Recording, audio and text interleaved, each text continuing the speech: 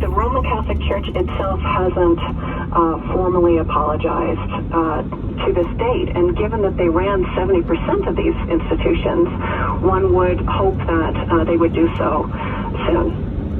I thank you for your time again this morning, Professor. Hope to have you back. Thanks, Rob. Yeah. Emma Anderson from the University of Ottawa. The Talkback Hour is coming up next.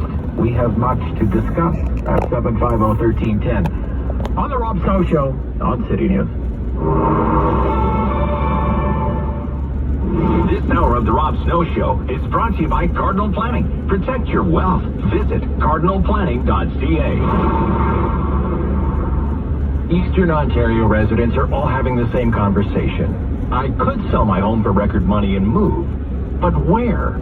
Consider making your current home your new home with Highbridge Construction. Most inquiries they get today are for additions and large-scale renovations. Highbridge can show you how to invest some of your newly acquired equity to fund your dream home renovations or home additions. Start by going to highbridgeconstruction.com. For making your home fit you, instead of you having to fit in your home, take the Highbridge. Check out my new Ford Escape. It's a hybrid. Oh, you mean that SUV with all those smart features? Yeah, it is high-tech, but I said hybrid. It has over 900-kilometer range. Oh, the one with the banging stereo. Yeah, but that's hi-fi. I said hybrid. Forget it. Get more streets in the 2021 Ford Escape. Purchase finance for 0% APR up to 72 months. Plus, get no-charge all-wheel drive on most new 2021 Escape models. Plenty available hybrid. Contact your Ford dealer of Ottawa or visit Ford.ca. Mall 4 is innovating to address the needs of Ottawa's East End residents, from newborns to seniors. Already serving over 1.2 million people in Eastern Ontario annually in both official languages, Mall 4 will be opening the new Orleans Health Hub on June 24th. A unique and innovative model that will bring a wide range of specialized and community healthcare services under one roof. To learn more about the Orleans Health Hub, visit mall4.ca. Thanks for calling 1-800-GOT-JUNK. This is Sarah. How can I help? I've been thinking. What have you been thinking about? I decided I should declutter more often because it's an important part of a balanced and healthy life. Have you ever noticed that 1-800-GOT-JUNK has a question mark at the end of it? Yes, I have noticed that. We make junk disappear. All I have to do is point. All you have to do is point. Can you come right now? We're on our way. Call 1-800-GOT-JUNK or visit 1-800-GOT-JUNK.com. This is City News. CIWW 1310 AM in Ottawa. And DJET 1011 FM in Smith Falls and the Valley. Number 1 for local news in Ottawa and the Valley. This is City News. Now on 1011 FM and 1310 AM. It's Monday, June 7th. Good morning. I'm Andrew Boyle. Right now in Ottawa, it's 26 degrees. It does feel like 30 in Smith Falls right now, 25. Also feeling like 30. Here's what's making news in Ottawa and the Valley. Breaking news out of London, Ontario. 4 people dead, a child in hospital after they were all struck by a vehicle that happened in the city's northwest end last night.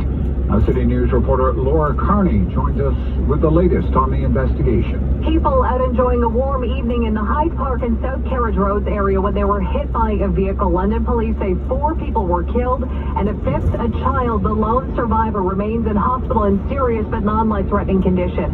This all unfolded around 8:30 last night. 1 woman was pronounced dead at the scene. Another woman, a man, and 2 children were rushed to hospital, and now we know the only person that survived was a child. Police wouldn't comment on the relationship between the 5. As for the driver, he's a 20-year-old London man. Right now, we can't speak to anything in relation to the arrest itself or any potential charges. That will be forthcoming as soon as we're able to provide it. He remains in custody. I'm Laura Carney.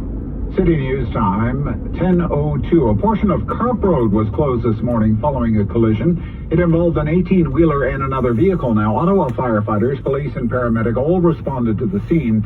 The 18-wheeler driver, a man in his 30s, taken to hospital with urgent injuries, but was in stable condition. The other driver, a man in his 50s, declined paramedic treatment. Carp Road had to be closed in both directions between March and McGee Side Road. Now your forecast. Here's meteorologist Jill Taylor. Heat warning continues. Hazy sunshine, chance of showers, isolated thunderstorms for the afternoon. The high 34 will feel like 41, 22 for the overnight low, and a chance of more showers, scattered thunderstorms for tomorrow. In fact, a higher chance, 31 feeling like 40. For today, the high, 34. And right now, 25 degrees in Smith Falls, 26 in Ottawa, both places feeling a little bit warmer with this humidity. Now, there are a number of ways to cool off in Ottawa. The heat warning in effect likely today, tomorrow, and Wednesday. Ottawa City Councillor Keith Egli, who's also the chair of Ottawa's Board of Health, says there are 4 cooling centers in the city, and there are also spots at the water to enjoy. But some of those spots have crowds that leave him feeling a bit uneasy. Well, to be honest, makes me a little queasy in the stomach anytime we have a mass gathering of any sort. And I understand why people want to be by the water, want to get the breezes, want to cool off. I understand that, but again, we're not there yet. Now, Egli tells the Rob Snow Show it is always concerning to see something like that, crowds at a beach. Egli says we are getting there in the fight against COVID, but we're not there yet. Certainly making a lot of progress, though. We have the latest numbers for you from the province, reporting 525 new cases of COVID-19 today. Now, 17 of them are in Ottawa, but in the Renfrew County, Leeds, Grenville, Lanark, and Eastern Ontario health units, all reporting no new cases. I'm Andrew Boyle for News Anytime. Follow up online at ottawa.citynews.ca. Talk back. Hello. On the Rob Snow Show. The phone lines are open at 613-750-1310. Now, the Rob Snow Show continues. Everything continues until it doesn't. Major story in the Globe and Mail this morning that demands your attention and your reaction. It's about the 2 Michaels, Kovrig and Spaver, held hostage in China more than 900 days. Would you be willing? Ladies and gentlemen, call me right now. I want to know where you stand on this, because to me this is, it's far from a done deal, but if this sort of thing has the momentum behind it, it could be a major turning point in his long-suffering file. Would you be willing, if the Americans signed off, would you be willing to trade, swap the Huawei executive for the 2 Michaels? Some have been calling for this kind of trade, this kind of swap, even without the blessing of the Americans. China hawks, Canada-China experts have said probably shouldn't engage in that, because what you're doing is you're giving credence to hostage diplomacy, Chinese style. But to me, if it has the blessings of the Americans, if it has the blessing of the Americans, that's always been the ideal solution, since it was the Americans that asked Canada to detain Meng Wanzhou in the first place, the Huawei executive. Here's the story, front page, Globe and Mail this morning here. Headline, Canada held secret U.S. talks in bid to free pairs jailed in China. Envoy Dominic Barton's mission included meetings around a possible legal deal for Meng Wanzhou. Making the rounds, my goodness.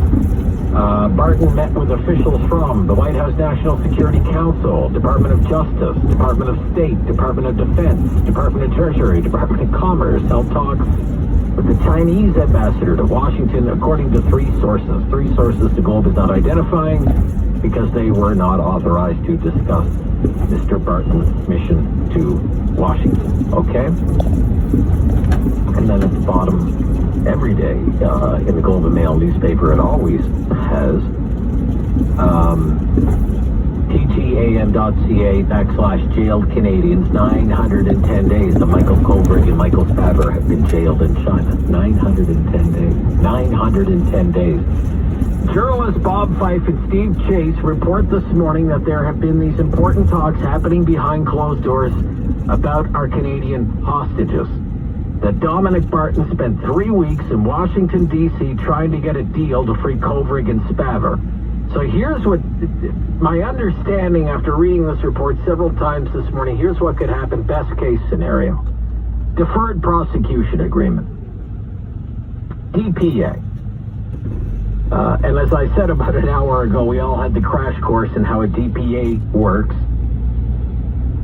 when we reported on the SNC-Lavalin affair. They've been used in the United States for years, fairly novel in Canada. Deferred prosecution agreement. Basically, a guilty plea that would see Meng Wanzhou or Huawei or both say to the Americans, we did it, we plead guilty, we're sorry, we won't do it again, we're going to pay a fine, we're going to promise to make all of these improvements to the way we do business, and then she would be released, allowed to return to China, and then at some point Kovrig and Spavor would be released. Okay? And it would all have the blessing of the United States Justice Department. That's a very important thing because we detained her at the behest of the Americans. That's what started this whole thing. How would you feel about that? It's a long way from reality. These are just being reported on today. Negotiations that happened in early April lasted for 3 weeks. No done deal. But 910 days, can you even imagine 910 days in a Chinese prison? Basically a trade. Joe Biden signs off on it. A trade, she goes home, back to China, and they come home, back to Canada. And the Americans aren't mad at us. 750-1310, 750-1310, 613-750-1310. That's one of the issues that I want to get in with you right now here on the Rob Snow Show. Talk back hour. Let's get it going here. Paul in Canada. Good morning, Paul. Yeah, good morning, Rob. Yeah, hi, Paul. Yeah, I'm glad you're talking about this subject. I've also followed it in the Globe, and particularly Bob Fife with some fantastic reporting on general intergovernmental relations there with China. But I think my view on it is this taking of citizens, specifically Canadian citizens, has happened before. It's happening now, and it will happen again. And it's whenever we do something that, China doesn't like. And it happened probably about 10 or 15 years ago with a husband and wife in a bookstore in China. And they held them as almost a carbon copy of what we're going through now, where it was an extradition treaty on a Chinese guy Chinese national who had some Boeing documents that he shouldn't have. And the U.S. wanted him extradited. So I think it's happening now. It'll happen again. And I think we need to band together with our allies. Like, I think what's happening, if this report's true, is good. Okay. We need to, ally ourselves with some stronger. We're not big enough, right? Sure. We got to get together with the U.S. and Britain and come up with some kind of strategy. And because we can't allow this to happen, this hostage stuff. Right. Now, I think the important thing to keep in mind with this particular story is, look, a lot of people have been pushing already for this idea of kind of a hostage swap, okay? A trade. Yeah. Whether the Americans like it or not. So they kind of leave them out, which doesn't sit well with a number of people because we have a treaty with them that we signed in good faith, and the Americans are our friends, and it's arguable if this Chinese regime is our friend, right? It doesn't act like a friend at all. So if it has, say, the sign-off or the blessing of the U.S. Justice Department, they asked us to detain her in the first place. If they say let her go, isn't that good enough? Wouldn't that be good enough? Be good enough for me, anyway. Oh, I completely agree. Yeah. But we can't just say to China, you grabbed our citizens. I mean, it's a terrible situation. I think it's very difficult.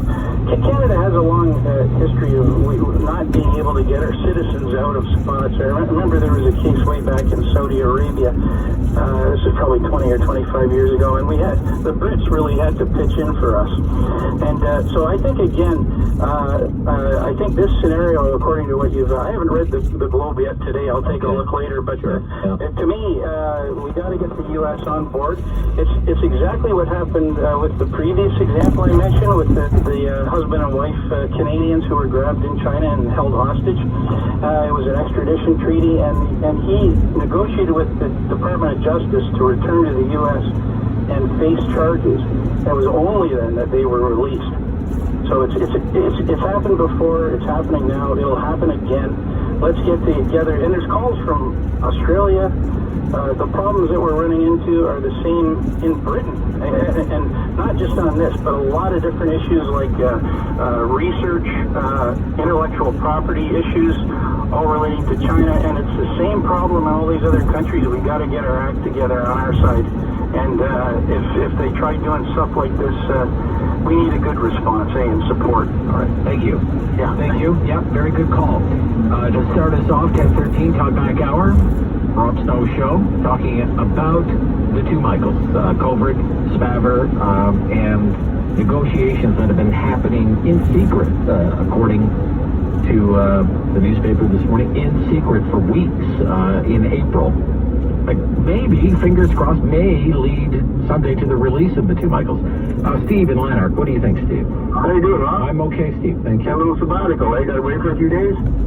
Yeah, just dealing with some family stuff on the home front there. Yeah. Mr. Snow, where is it snowing in the world right now? We're getting 30 degrees here, 35 plus. Where is it snowing in the world today? Not in the Ottawa Valley anywhere. No, not yet, eh? So it's coming soon enough, and we'll be on top of it. So, that's the thing with the Huawei deal up there.